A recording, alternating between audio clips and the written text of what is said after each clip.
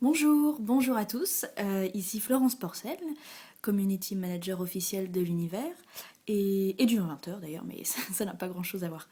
Alors je me lance dans le podcast, on va bien voir ce que ça donne, mais c'est un défi que j'ai envie de relever, alors me voici partie pour une émission hebdomadaire sur le thème des sciences de l'univers, dont je ne suis pas du tout spécialiste, mais qui me passionne, et que j'ai vraiment envie de partager avec d'autres fous furieux comme moi, parce que ça existe, si, j'en ai rencontré. Alors, chaque semaine dans ce podcast, il y aura 8 rubriques. Pourquoi 8? Parce que c'est mon chiffre, en fait, tout simplement, qui seront toujours les mêmes. Alors, à savoir une information que j'aurais tirée de ma veille scientifique, que je fais tous les jours sur Twitter pour les gens qui me suivent. Une image, alors que ce soit une photo, une vidéo, un dessin. Une date qui a eu son importance dans l'histoire de la science. Un tweet que j'aurais trouvé intéressant ou drôle, ou même les deux. Un événement parmi ceux de la semaine passée ou à venir. Un élément culturel, comme un livre, un film, un documentaire, enfin ce que je trouve. Un élément connecté, une appli, un site, une page fan, etc. Et enfin une personnalité. Alors bienvenue donc dans ce premier numéro de la folle histoire de l'univers, et je vais commencer par l'info de la semaine. Alors, vous avez sans doute entendu parler de Curiosity, le rover qui a atterri sur Mars début août. Eh ben, une fois n'est pas coutume, c'est pas lui qui a fait la découverte martienne de la semaine en fait, mais Opportunity, qui est arrivé sur la planète rouge en 2004 et qui fonctionne toujours à merveille. Alors, Opportunity a pris cette photo de sphérule, la voilà. À en croire un des scientifiques qui s'occupe de la mission, c'est l'une des images les plus extraordinaires de toute cette mission. Et elle ressemble pas mal en fait aux myrtilles qu'Opportunity avait déjà trouvées en 2004, mais apparemment il ne s'agit pas du tout de la même chose. Alors d'où viennent ces petites billes? Personne ne le sait, c'est un mystère géologique, mais moi ça me fait penser un peu à de la mousse fossilisée, je trouve ça rigolo. En tout cas, j'espère qu'on va bientôt comprendre ce que c'est. En attendant d'avoir cette connaissance, il faut laisser travailler la science, et ça nous amène au très joli tweet de la semaine, qui est signé Victor Boissel, comédien de profession, que voilà, et qui dit la connaissance est un thé que la science infuse. Voilà, bravo Victor pour ce bon mot, à la fois très poétique et très juste. Ça m'a beaucoup plu en tout cas. Donc comme pour toutes mes sources, je mettrai le lien direct vers ce tweet dans les informations sous la vidéo en fait. Voilà.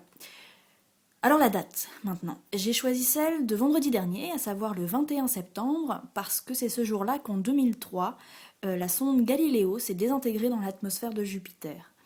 Alors Galileo est partie de la Terre en 1989, c'est dire si ça date, et elle s'est mise en orbite autour de Jupiter en 1996 pour l'étudier, elle et ses lunes, et elle a envoyé des quantités et des quantités d'informations et de photos assez incroyables.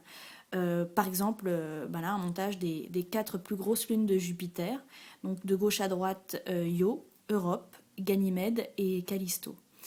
Elle a assisté aussi à une éruption volcanique sur Io, que voilà, et regardez ce gros plan d'Europe complètement fascinant, vraiment.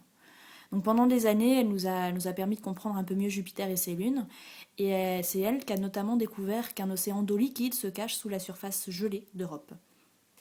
Et le 21 septembre 2003, donc, on l'a désorbitée volontairement pour qu'elle aille se désintégrer dans l'atmosphère de Jupiter pour éviter qu'elle ne contamine Europe avec des bactéries terriennes. Voilà, donc une bien belle mission. Passons maintenant à la photo de la semaine, que voilà. On reste dans les satellites naturels, mais cette fois-ci il s'agit d'Encelade, une des lunes de Saturne, prise en photo par la sonde Cassini, avec un geyser en haut là, qu'on voit très bien. Alors a priori, elle serait composée d'une couche de neige d'une centaine de mètres d'épaisseur, avec sans doute un océan d'eau liquide en dessous. Certains scientifiques pensent même que les 3 ingrédients de la vie, à savoir l'eau, la chaleur et des molécules organiques, seraient présents là-bas. Alors, qui sait, ça se trouve, il y a des méduses extraterrestres en fait là derrière qui se cachent sous la jolie surface et on ne le sait même pas. En tout cas, ce qu'on sait, c'est qu'il y a une exoplanète potentiellement habitable autour de l'étoile GJ667c, et le samedi 22 septembre au matin très tôt, entre 4h30 et 5h du mat, tous les tweets qui contenaient le hashtag TweetsInSpace y ont été envoyés à la vitesse de la lumière. Alors bon, évidemment, j'y suis allée de mon tweet, mais comme elle se trouve à 22 années-lumière d'ici, il arrivera quand j'aurai 51 ans. Et si les bestioles là-bas ne mettent pas trop de temps à répondre, j'espère recevoir une jolie carte postale pour mes 73 ans. Bon, on va dire que je vous tiens au courant, Voilà. C'était donc l'événement de la semaine. Alors, À défaut de papoter tout de suite avec les habitants de la planète GJ667C, petit c, on peut au moins s'évader vers Mars avec ce livre de Gregory Benford qui s'appelle Les Enfants de Mars. Alors c'est un roman de 500 pages qui raconte l'histoire de 4 astronautes, 3 hommes et une femme, qui passent quelques mois sur la planète rouge en 2018, donc un futur assez proche. Alors on se fait un peu chier, hein, il faut le dire, les 100 premières pages, parce que ça raconte la mise en place de la mission, et qu'en fait moi j'en ai rien à foutre de la mise en place de la mission. Ce que je veux c'est qu'on me raconte une histoire sur notre planète. Enfin mais ensuite il se passe vraiment des trucs, et ça devient vraiment passionnant. Alors la vie là-bas est tellement bien décrite qu'on y croit vraiment, et je vous avoue que pendant la lecture de ce bouquin, ça m'est arrivé plusieurs fois de rêver que j'étais sur Mars dans les mêmes conditions qu'eux, et c'est vraiment prenant. Bon, c'est aussi peut-être parce que j'ai tellement dans les tripes l'envie de m'arracher à la gravité terrestre pour aller visiter d'autres mondes que je me suis complètement fondue dans l'univers du roman et voilà, donc ça a imprégné mon subconscient visiblement. Alors je sais pas si c'est scientifiquement exact tout ce qu'il raconte, mais comme l'auteur est professeur de physique, chercheur en astrophysique et conseiller à la NASA et à la Maison Blanche, on va dire qu'il sait de quoi il cause, hein. Voilà. Donc c'est pas le roman de science-fiction du siècle, mais c'est bien sympathique et il coûte 8,40 € en pocket. Alors, à défaut d'aller tout de suite faire de la randonnée sur Mars pour aller serrer la pince à tous les robots qui s'y trouvent, on peut toujours télécharger l'application Spacecraft 3D sur iPhone, parce que j'ai un iPhone, qui permet de voir 6 sondes en réalité augmentée. Alors, il y a Curiosity, donc qui est le robot qui est sur Mars en ce moment. Il y a Grail, qui tourne autour de la Lune. Cassini, qui est plutôt vers Saturne. Voyager, qui est en train de quitter notre système solaire. Il y a Dawn, qui vient de quitter l'astéroïde Cérès et qui se dirige maintenant vers la protoplanète Vesta. Et il y a Juno, qui est en route vers Jupiter. Alors elle est gratuite. Il suffit juste d'imprimer le marqueur, qui est une sorte de QR code amélioré. Mais même en noir et blanc, qualité tout pourri, hein, ça marche, j'ai testé comme ça. Et ensuite, suffit de poser ce marqueur sur une surface plane, donc sur un mur ou sur une table ou sur le sol. Et on pose ce marqueur au milieu de l'écran et on peut voir la sonde se matérialiser en 3D. On peut tourner autour, on peut lui faire déplier un truc, enfin c'est ouf. Moi j'étais comme une ouf avec ce truc-là. Je croyais que ce genre de choses en fait c'était encore pour le futur. Ben non, j'ai eu Curiosity dans mon salon et juste je m'en remets pas. Donc voilà, elle est vraiment top cette appli, c'est tout bête mais ça fait vraiment de l'effet. Voilà, donc c'était pour le bidule connecté de la semaine. Et pour finir, je vais vous parler de Brian Greene, qui fait partie du top 5 des gens que j'admire le plus au monde à peu près. Il est professeur de physique et de mathématiques à l'université de Columbia à New York.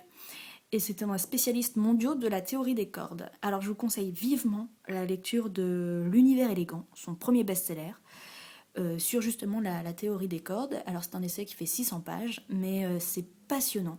C'est super bien écrit, c'est souvent drôle.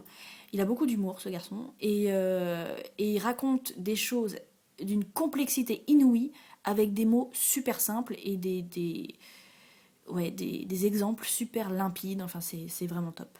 Alors si ça vous fait un peu peur de lire tout ça, il a été adapté en documentaire sous le nom de Ce qu'Einstein ne savait pas encore.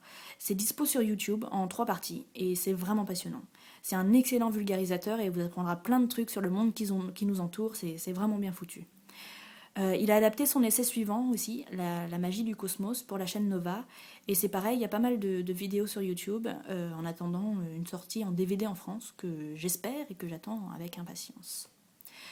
Voilà, c'était donc le premier podcast de la folle histoire de l'univers. Merci pour votre indulgence. C'est le premier, je teste, je prends mes marques. Et j'espère que j'arriverai à tenir le rythme d'un par semaine, on verra bien. Donc l'habillage est sommaire pour le moment, hein, mais je vais essayer de soudoyer Pascal Mabille avec des tartes aux pommes pour qu'il me fasse un truc un peu plus joli que ça. À suivre, écoutez, on verra bien. En tout cas, merci d'avoir suivi et à la semaine prochaine.